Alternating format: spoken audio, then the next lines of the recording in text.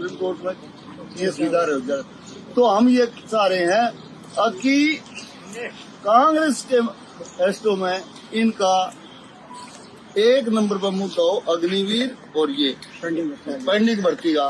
MP साहब जब ये अग्निवीर शुरू की तो उस समय उससे पहले 2004 में वाजपेयी सरकार में तो क्या कर दिया, परसेंटेज के हिसाब से गृह मंत्री अपना उस टाइम मुलायम सिंह यादव थे, उसने परसेंटेज के हिसाब से नफरी भर्ती करवा दी। नहीं पहले जो भी कहीं का था कोई भी भर्ती होता है उस समय हरियाणा का 10वां आदमी फौज के अंदर हरियाणा का होता था। उसके बाद हमारी नफरी कम होगी, फिर अब आते आते अब इन अग्निवीर कर दी तो हमारे हरियाणा के जमा आ गए 946 ही आदमी। 946 में 2/3 ट्रेनिंग करने के बाद 4 साल के बाद उल्टे आ जाएंगे। तुम्हारे तो 300 आदमी बच गए।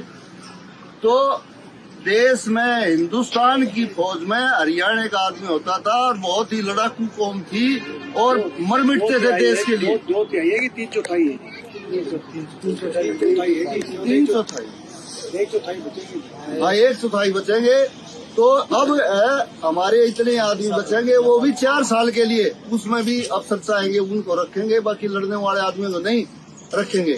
तो हमारी ये रिक्वेस्ट है कि सब ये मुद्दे हैं अब अपनी पूरी कॉन्फ्रेंस में भी लो। और दूसरा आपने हमने देखा था आपकी कॉन्फ्रेंस में आपने और उसने अपने जो राहुल साहब ने भी, खड़गे साहब ने भी लेटर लिखा है, सचिन पायलट और आपने तो कॉन्फ्रेंस भी की है, बड़े जोर शोर पर मुद्दा उठाया है।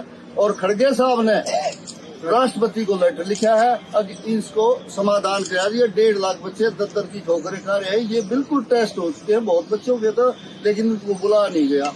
अब मैं आपको मुबारक भी देता हूँ कि हिंदुस्तान दोनों सभाओं में आपका 3रा नंबर आया। उसके लिए हम अपने धरने की तरफ से आपका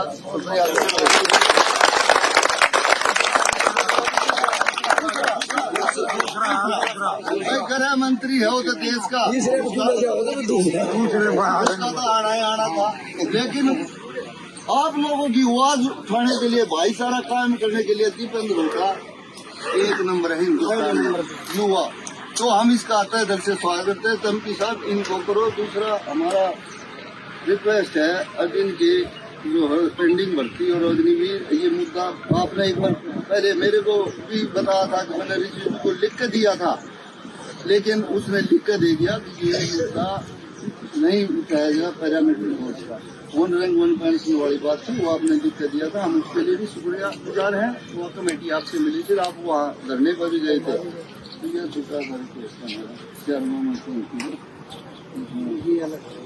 से 2021 तक आर्मी एयरफोर्स की भर्ती देखेंगे, जिसमें हम 60 लाख बच्चों में से 1.5 लाख बच्चे सिलेक्ट होते हैं।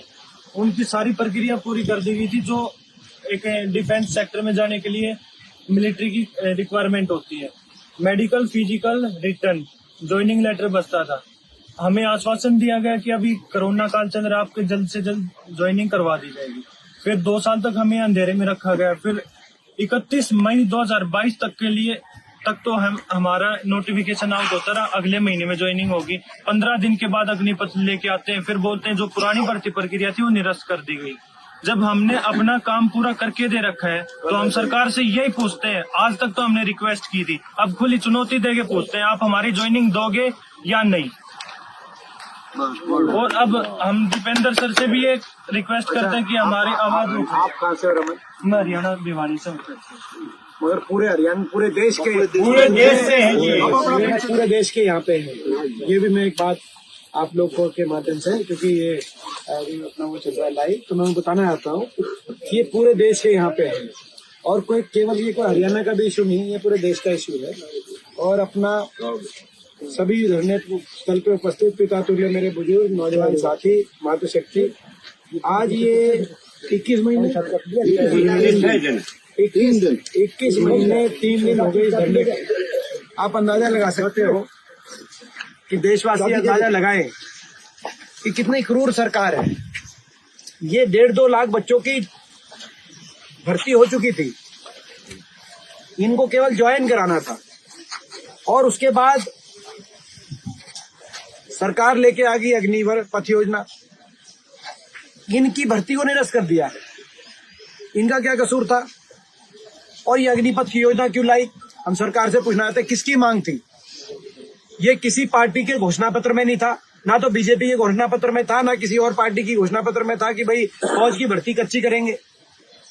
ना इसकी मांग देश का कोई नौजवान उठा रहा था, ना देश का विपक्ष उठा रहा था, ना कोई वर्ग उठा रहा था। जैसे अब किसान अपने एमएसपी की मांग कर रहे हैं, ऐसी कोई वर्ग ऐसा नहीं था जो ये कह रहा था कच्ची भर्ती करो। ना फौज इसकी मांग उठा रही थी। अभी जो आर्मी चीफ जनरल नरवणे जो आए, उन्होंने स्टेटमेंट दी कि भाई हमें जब ये फैसला आया तो ये इससे बड़ा आश्चर्यचकित करने वाला कोई फैसला नहीं हो सकता। ना हमारे देश की फौज में कोई कमी थी, क्योंकि बाकी तो सरकारों में कोई कमियां रही होंगी पिछले आजादी के बाद से आज के इतिहास में, मगर फौज में कोई कमी नहीं निकाल सकता था। चाहे वो 71 का युद्ध हो जब पाकिस्तान के 2 टुकड़े हुए, चाहे वो कारगिल का युद्ध हो जब भले भाजपा की सरकार थी, लेकिन कारगिल का युद्ध, हमारे देश की फौज ने उस समय पाकिस्तान का शीश झुकाने का काम किया। सरकारें किसी की भी रही हो, 71 में इंदिरा जी की रही हो या जो है कारगिल के समय वाजपेयी जी की रही हो, देश की फौज ने कभी देश के झंडे को, तिरंगे को नीचे नहीं होने दिया। तो ना देश की फौज में कोई कमी, ना देश की फौज मान रही है। आप देश की जो सरकार है वो क्यों ऐसे क्रूर फैसले ले रही है, क्यों तानाशाही के फैसले ले रही है, हमारी समझ के बाहर की बात है। हमने मांग करी है कि भाई ये दोनों मांगे आपकी जायज है, हमने इस मांग को उठाया है। कांग्रेस के घोषणा पत्र में तो हम रखेंगे ही, पहली कलम से पक्की भर्ती देश में लागू होगी और ये 1.5 लाख 2 लाख बच्चों को ज्वाइनिंग दिलवाने का हम काम करेंगे देश के अंदर। सरकार में हम करेंगे। और प्रदेश कांग्रेस में भी, प्रदेश में भी अगर सरकार बनती है तो भी जो अपने बच्चे हैं इसमें जो सिलेक्टेड है उनको हम राहत देने का काम, प्रदेश में कुछ ना कुछ राहत दिलवाने का काम हम करेंगे। और बाकी प्रदेश भी करें, क्योंकि अगर तो मैं समझता हूँ कि बाकी प्रदेशों में भी और देश में भी ये लड़ाई लड़नी पड़ेगी। जो मैं इन सारे बच्चों को जो देश के कोने कोने से आए, कोई बिहार से है, कोई असम से है, कोई झारखंड से है, कोई उड़ीसा से भी है, कोई साउथ से भी, मैं सबसे कहना चाहता हूँ इस जो है यहाँ पे महान व्यक्तित्व की परछाई में धरना चल रहा है। रहबरे आजम सर छोटू राम, उन्होंने एक शब्द कहे थे, आज उन शब्दों को याद हम कर रहे हैं।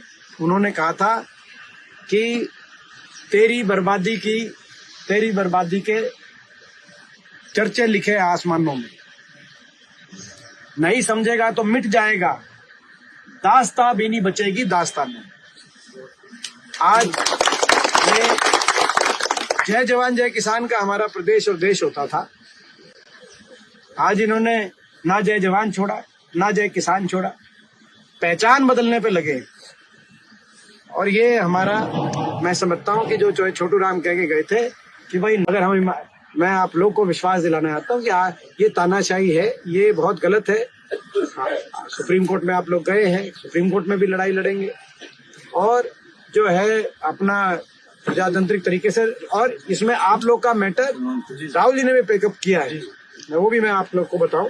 हम लोग उस दिन भी मेरी बात होती गई वहां से लेके, और जब आपने देखा हम गाड़ी में साथ बैठे गए थे तो उन्होंने फिर ये कहा कि अगले दिन आप जाके प्रेस कॉन्फ्रेंस करो, तो तभी फिर अगले दिन सचिन पायलट और मैंने प्रेस कॉन्फ्रेंस करी। वो भी इस बात को उनको भी पता है। तो लड़ रहे हैं लड़ाई, और जब तक न्याय नहीं होगा, अन्याय है तो बिल्कुल सरासर अन्याय है, घोर अन्याय है, तो इस अन्याय के खिलाफ आपके हम साथ है।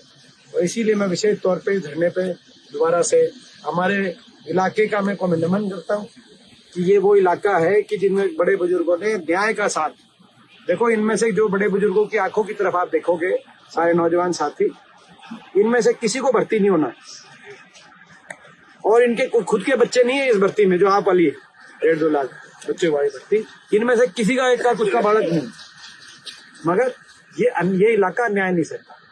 और ये हमारे बड़े बुजुर्ग न्याय की लड़ाई लड़ने का ये इलाका है। तो मैं इन सबका, हमारे बड़े बुजुर्गों का धन्यवाद करता हूँ कि आप लोग जो है साथ दे रहे हो इन बच्चों को, और हम भी भाई पूरी तरीके से साथ। आज मैं ये सही दीपेंद्र हुड्डा की आपका धन्यवाद भाई। अच्छा